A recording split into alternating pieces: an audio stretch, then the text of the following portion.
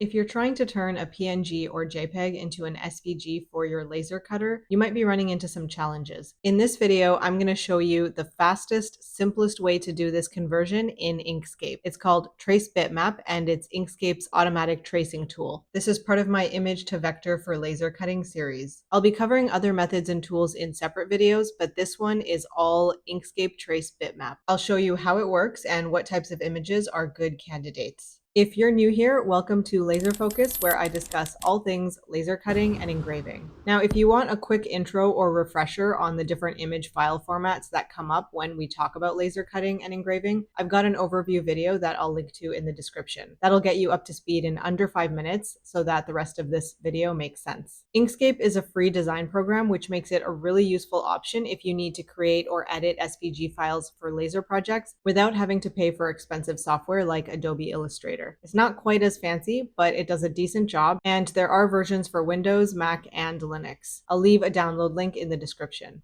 So in Inkscape, there are 3 main methods that you can use. There's automatic tracing using the Trace Bitmap tool, which is the one I'll talk about in this video. The other 2 are rebuilding the design with shapes and fonts, and manual tracing, which I'll cover in future videos. Trace Bitmap is the fastest option if your image is a good fit for it. It'll save you the time of having to rebuild the design manually, and it just takes a few clicks and maybe a few adjustments. In this video, I'll focus on the image type that Trace Bitmap handles best, which is high contrast graphics.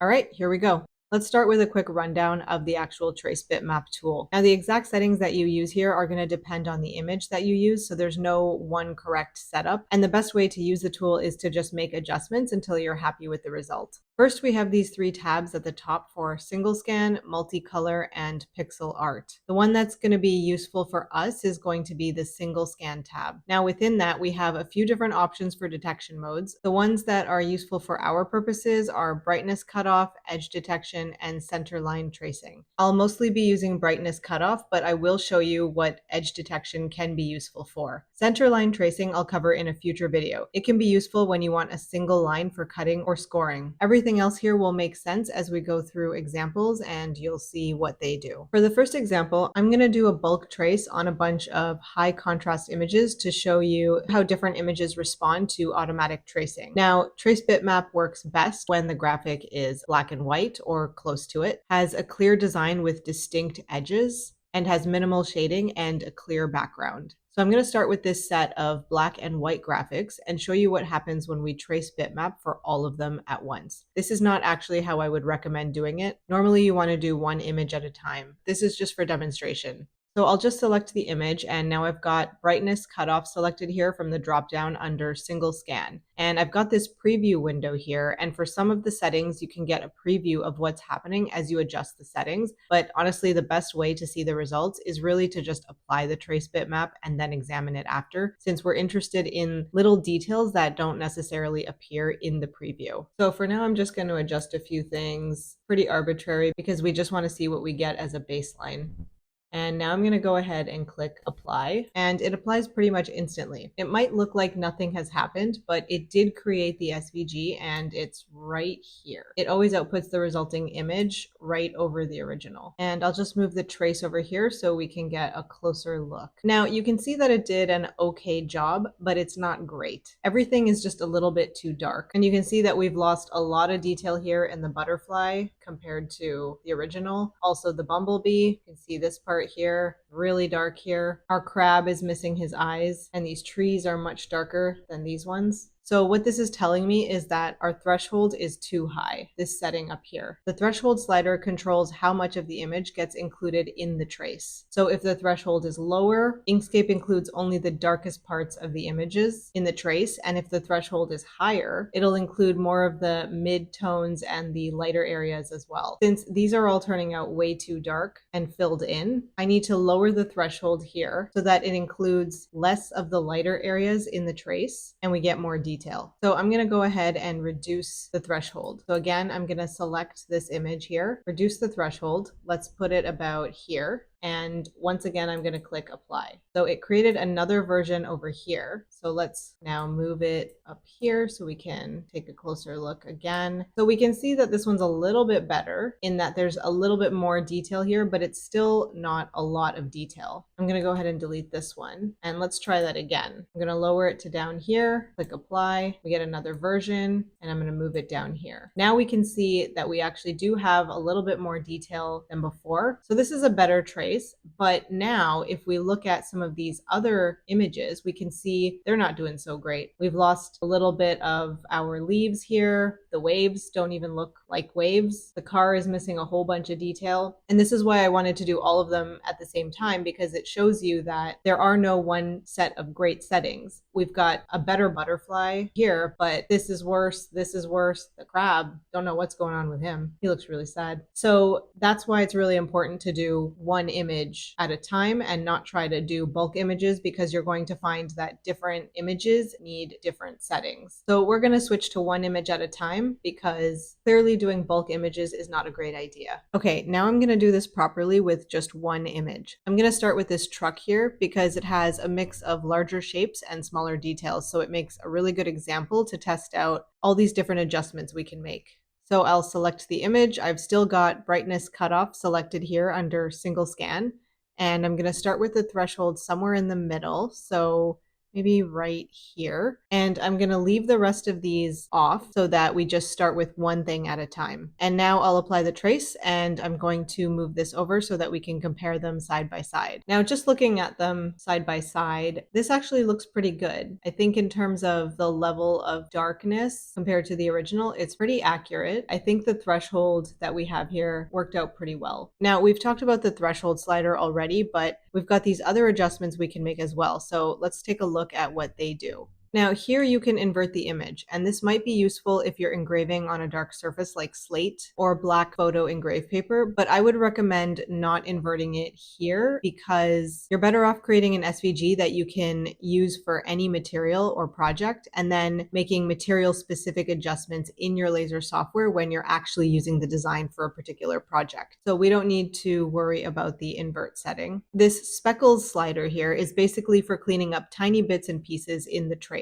So if the image has little dots or dust or random spots that are getting picked up, you can increase this slider and it will help get rid of those bits and pieces. But you also want to be careful with this, because if your design has tiny dots or small stars or little decorative details, pushing this too high is going to start removing those things that you actually want to keep. The smooth corner slider controls how much Inkscape smooths out rough or jagged edges in the trace. So for example, if I have this set lower, the trace will follow the original pixels more closely and you'll see these jagged edges. But if I move the slider up, Inkscape is going to smooth out these rough edges into smoother and cleaner curves. This is most useful when the original image is of lower quality and is more pixelated, because you don't want that pixelated jagged effect to show up in your SVG, unless that's what you're going for. But that being said, if the original design has a lot of sharp corners and edges, increasing this too much can start rounding those off too. So you want a balance here. The optimized slider controls how much Inkscape simplifies the vector path after it traces the image. So this is important for laser work because traced SVGs like this can sometimes have a really excessive amount of nodes, these points that form the vector path, which can make the file harder to edit and a lot slower and clunkier to work with in your software. So there's a trade-off here as well. If I move the slider down, I'm going to have a trace that follows the original image more closely, but it's going to be a larger sized file and it might be a lot slower to work with and more complicated. But if I move the slider up, I'm reducing the number of nodes, which means that the trace isn't going to map as tightly to the original, but I'm going to have a simpler and smaller SVG file. So you want to find that sweet spot where the design looks good and like the original, but without being too complex or large or clunky. Okay, so now I'm going to go ahead and make adjustments until I'm happy with the output. Let's see how close I can get to this original. So for the threshold, I'm going to leave it where it is because when I compare the darkness of the SVG to the original, they look look pretty similar. So if we look at the flowers, for example, I can see there's some space in between the leaves here, and you can see some white over here in the centers of the flowers. So if I go over here, I can see that I've got that space between the leaves. I can see the white in the center of the flowers. So that corresponds pretty nicely. Here I can see that there's a little bit of white over here, and then this part is black. And then if I look at the equivalent space here, it's a little bit darker than the original, but it's pretty close. So in terms of the threshold, I think this is a pretty good place to leave it. Now I'm going to look at some of these other areas. So one of the things that I definitely noticed, you can see these jagged lines here and these points. You aren't going to see that in the original. We can see that this is more round. There's no jagged or pointy edges. Even here where we have some uneven lines, it's still not jagged or pointy. The reason that's happening is because of the pixels and the fact that the pixels are making it kind of jagged when it traces it. So we want to smooth that out. So the way to do that is going to be with the smooth corners. I'm going to move this one up here for reference.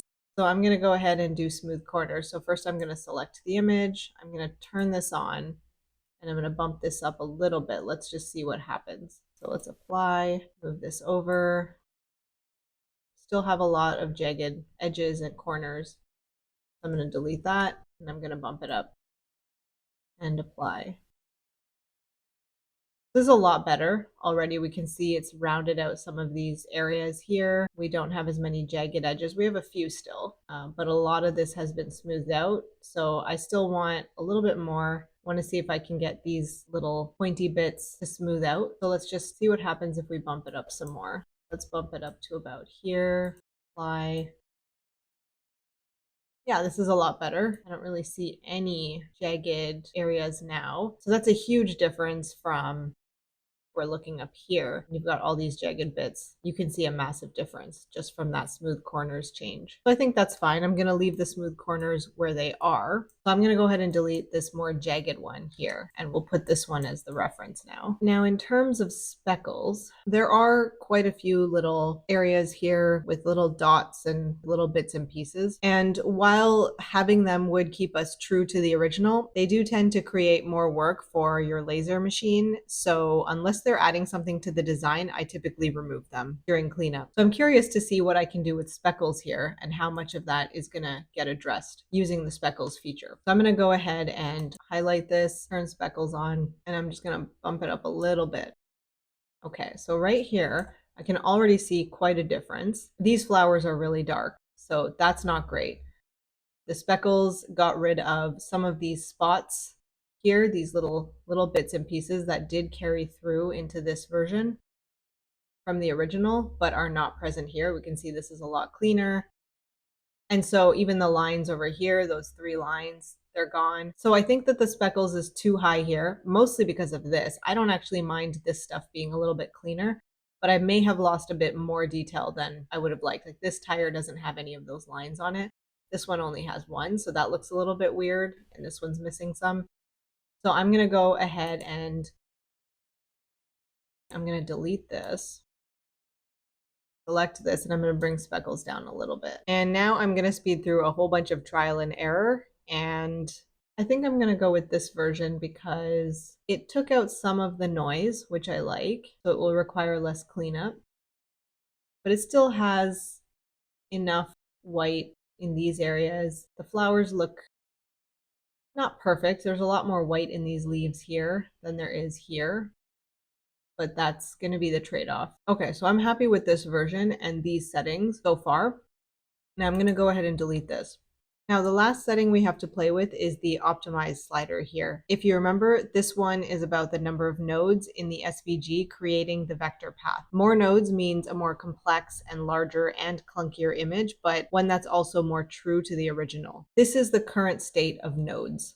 This is how many nodes we have in this design. You can see there are a lot. If you close up on it, you can see these are the little nodes that create the vector path. I want to see how much I can reduce the number of nodes while still keeping the image accurate. The fewer I can get away with, the better. So if I optimize it all the way, far as it'll go, let's just see what happens. Okay, so now we have a couple of versions. I'm going to show the nodes on both. There's still a lot. I don't know that it has made it all that much simpler. I'm looking at this flower. If I go down to the flower here, yeah, there are definitely fewer. We compare them. And so now I'm checking to see if there's a visible difference in the design accuracy of the image, and I honestly can't tell the difference. Can you tell the difference? Let me know if you can in the comments, but to me they look the same. So I'm going to go with the simpler one. And so in the end, this is my rendition of this using Trace Bitmap in Inkscape. I am going to go over a couple more examples of image types, but the very last step in getting your SVG would be to isolate just this image and delete your original. And then go up to your menu and go File, Save As. And then the important thing here is to save it as a plain SVG. Before I wrap up this video, I want to show you one more thing that can be useful with this kind of image. We were using brightness cutoff for the last image, which traces the dark parts of an image. But if I switch to edge detection from this drop-down menu here, Inkscape is going to trace the edges of an image instead, which is going to give you more of an outline. And this can be useful in some cases. So for example, with this crab, if I choose edge detection, then I get this outline instead, which is great for engraving, even though it's a different kind of design in the end. The thing to keep in mind with this, though, is that these outlines are not single strokes. If I zoom in here and I go to View and Display Mode and I choose the Outline mode, I can see that the vector paths here go around this space in the middle. So it's not just one single line for your laser cutter. There are two lines here that are forming the outline. So if you tried to cut this, you would end up with your laser cutter cutting two lines instead of just one. So in most cases, this is going to be more useful as an engrave and maybe a score style if you like the look of the double lines, but it's not going to be good for cutting. If you want cut lines, you're better off using the brightness cutoff because you can see up here, we just have single lines around the solid image. And that's what your laser cutter would cut or score. So that's the basic Trace Bitmap workflow in Inkscape. In the next video, I'm going to show you the kinds of images that seem like they should work with Trace Bitmap, but actually are not good candidates. So I hope to see you there.